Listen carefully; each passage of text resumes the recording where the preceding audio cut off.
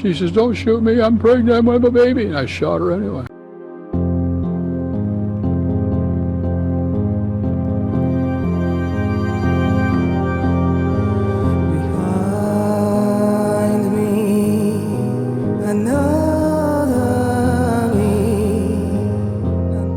Viewer discretion is advised for this educational documentary.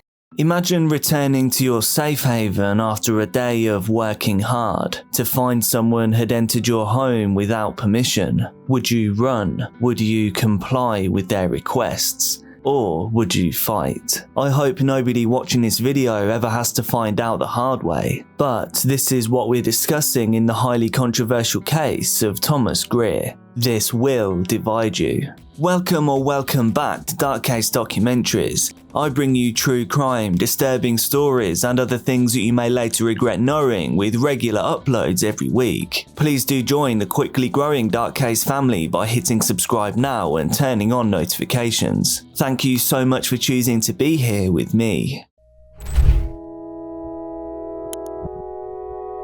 On May the 14th, 2014, Andrea Miller and Gus Adams were arrested at 8:25 p.m. on Main Avenue, Long Beach, California. Police had been investigating the extortion of an elderly man. The man was sat alone in a fast food restaurant in the Pacific Avenue and West Willow Street area. He was quietly eating his meal. The 28-year-old Andrea, visibly distressed, approached the lone senior. Andrea claimed she had been mugged and begged the man for money. The man, showing human decency and trust, gave Andrea around $30. Sensing that she could have found a new source of cash, Andrea convinced the man to give her his phone number. She now had almost unlimited access to the man, and she didn't wait around to take advantage of his kind nature. That very same day, she phoned him and swindled a further $300. And just the next day, Andrea contacted the man once more. Her new story was that her mother had just passed away. She asked the man for $22,000 to cover the funeral costs. Talk about an unlucky 24 hours. Mugged, and then this. The elderly man believed Andrea and wanted to help her out of this supposedly tragic situation. He wanted to give her the money. Andrea led the man to a bank, but the cashier was suspicious. Andrea didn't want a check made out to the funeral home. Instead, she wanted cold, hard cash. Luckily, the cashier refused to carry out this transaction. Not wanting to end what she saw as a good thing, Andrea came up with a new idea. She then took the man to a casino to withdraw the cash there instead, believing that this would be a much easier way to do it without prying eyes. Andrea, though, behaved suspiciously in the casino. She tried to hide her face and stay out of the gaze of surveillance cameras. This behavior meant that when the man tried to withdraw the cash with his credit card, security denied their service.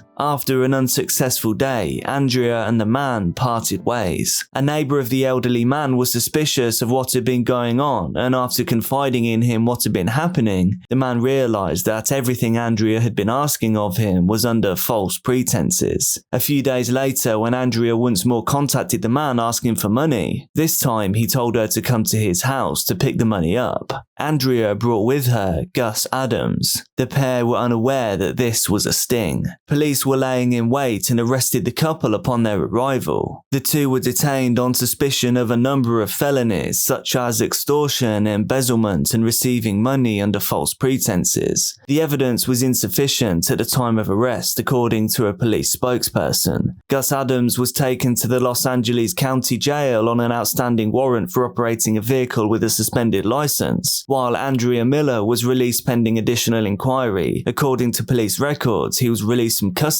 on May the 21st. Now, a different elderly man, 80-year-old Thomas Greer, was a Bixby Knolls, Long Beach resident who lived alone. He was what you might call old school. He kept large sums of money in his house, often $15,000 or $20,000, which he kept in his safe under lock and key. Thomas had had his house burgled between 2 and 4 times before, once when his estranged wife was home alone. A horrific thing to experience once, let alone on multiple occasions. He's a nice old man.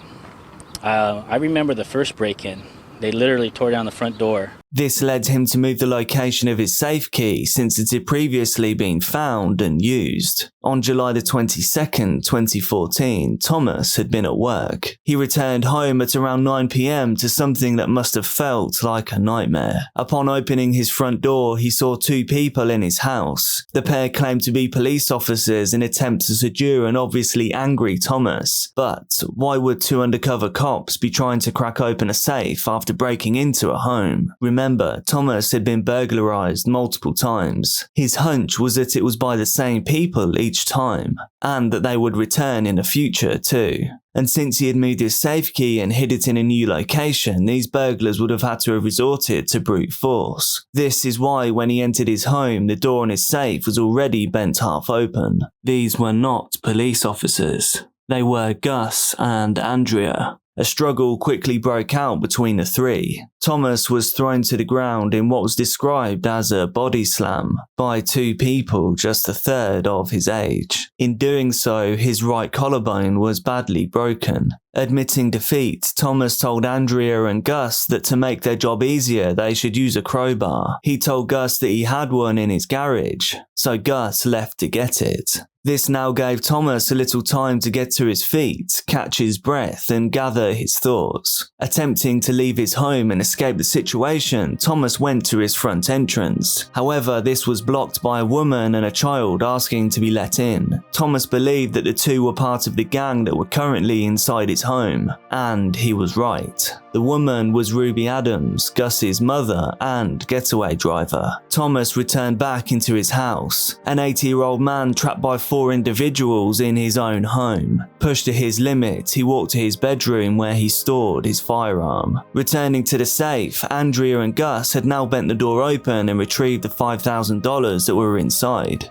Upon seeing Thomas returning into the room, the pair attacked him once more, until, that is, they saw his gun. The pair now fled the scene out of the house, running to Gus's mother in the getaway car. Gus was fast enough to make it, but Andrea wasn't. Thomas raised his weapon. Andrea begged and pleaded with him. She shouted that she was pregnant, but Thomas pulled the trigger. Andrea was struck once in the knee and once in the chest. She fell down in the alley behind the house, got up once, and then fell once more, now no longer moving. Gus had at this stage escaped and was at his mother's car. Thomas went over to Andrea and grabbed hold of her body, dragging her back into his garage with a plan to lure Gus back. The plan worked to some degree. Gus did return, but rather than being an opportunity to exact revenge for Thomas, Gus attacked him once more, now stealing his firearm and his cell phone. Gus left Andrea on the garage floor and ran back to his mother's car, now fleeing the scene for good. All of a sudden I hear these high-pitched gunshots and, I hear some screaming after that and I'm like, oh my gosh. It'll only take a second. I shot two people last night. You did? Well, missed the man. They run down, they drugged me and they run down the alley. They ran down the alley. What happened to your shoulder, sir? Well, I was where I fell. Anyway,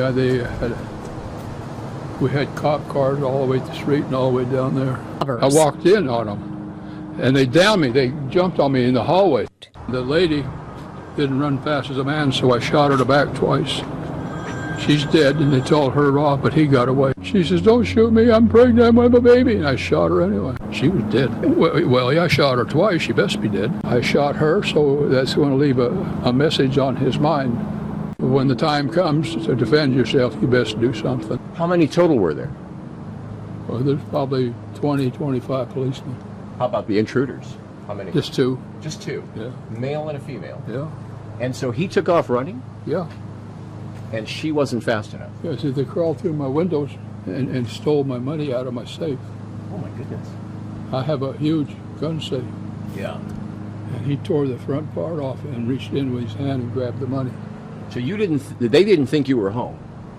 No. Think carefully about the information that I've relayed when I read out the consequences for each individual involved. Following this event, Gus Adams was found guilty on August the 22nd of first-degree residential robbery, first-degree residential burglary, grand theft firearm and possession of a firearm by a felon. He was originally charged with murder due to the death of Andrea during their burglary, but he was subsequently acquitted. He was sentenced to 12 years in jail. Gus's mother, Ruby Adams, was sentenced to 3 years in jail for first-degree residential burglary. Andrea Miller paid with her life for her actions on that night in the home of Thomas Greer. During an autopsy, it was discovered that Andrea was in fact not pregnant. The actions of Thomas Greer were reviewed by the police. This was their findings. Thomas Greer is presumed to have held a reasonable fear of imminent peril of death or great bodily injury. This presumption, coupled with a careful review of the evidence presented, makes it clear that Thomas Greer exercised his legal and legitimate right of self-defense when he shot and killed Andrea Miller. No criminal liability arises from his actions.